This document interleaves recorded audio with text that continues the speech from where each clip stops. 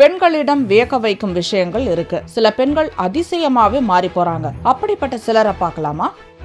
Michael ரூஃபினெல்லி என்ற இந்த பெண் 5 அடி 4 அங்குல உயரத்துடன் கூடிய வழக்கமான பெண்ணாகத்தான் தனது இளமை காலத்தில் வலம் வந்தார். திருமணமாகி முதல் குழந்தையை பெற்ற பெண் அவரது எடை கூட துவங்கியது. குழந்தைகள் ஆசையில் அடுத்தடுத்து குழந்தைகளை பெற்றுக் கொண்டார். ஒவ்வொரு முறை குழந்தை பேருக்கு பிறகும் எடையும் இடுப்பின் அகலமும் அதிகரித்தது.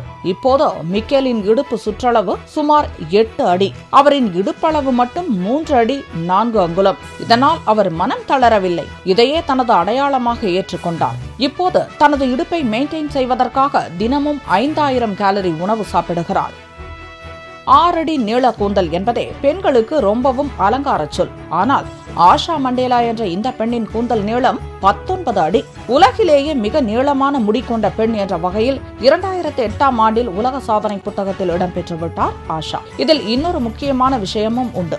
25 ஆண்டுகளுக்கு முன் ஆஷாவுக்கு புற்றுநோய் இருப்பது கண்டுபிடிக்கப்பட்ட பிறகு கீமோதெரபியின் போது கூந்தல் உதிர தொடங்க அதன் பிறகே வெறி கொண்டவராக கூந்தலை பராமரிக்க துவங்கியிருக்கிறார். அதன் விளைவாகவே உலகின் கவனத்தையும் கவர்ந்து விட்டார். தலைமுடியை பராமரிப்பதற்கு அவர் எளிய வழிமுறையை மேற்கொண்டுள்ளார். தலைமுடியை விழுது விழுதாக பிரித்து வைத்துவிட்டார்.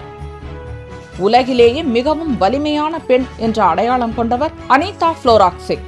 உலகின் வலிமையான பெண்களுக்கான பெரும்பாலான போட்டிகளில் கலந்து கொண்டு எல்லோரையும் வெற்றி கொண்ட பெருமையும் இவருக்கு உண்டு. போலந்தில் 1982ஆம் ஆண்டு பிறந்த அனிதா தனது குழந்தை பிராந்தியத்தில் இருந்தே ஸ்கேட்டிங் துவங்கி பல்வேறு விளையாட்டுப் போட்டிகளில் விருதுகளை குவித்தவர். திடமான ஒரு ஆணை தலைக்கு மேல் தூக்கி பிடித்து அசத்துபவர்.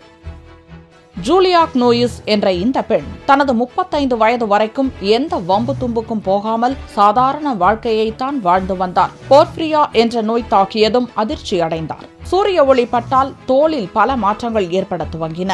அதை மறைக்க டாட்டூ வரைந்து கொள்ள துவங்கினார். இப்படி ஆரம்பித்ததுதான் இப்போது விரல் நகங்கள், தலைமுடி தவிர மற்ற பெரும்பாலான இடங்களில் டாட்டூ ஓவியங்களாக வரைந்து தள்ளிவிட்டார். இப்போது அவரது உடலில் 95% இடங்களை டாட்டூக்கள் அலங்கரிக்கின்றன.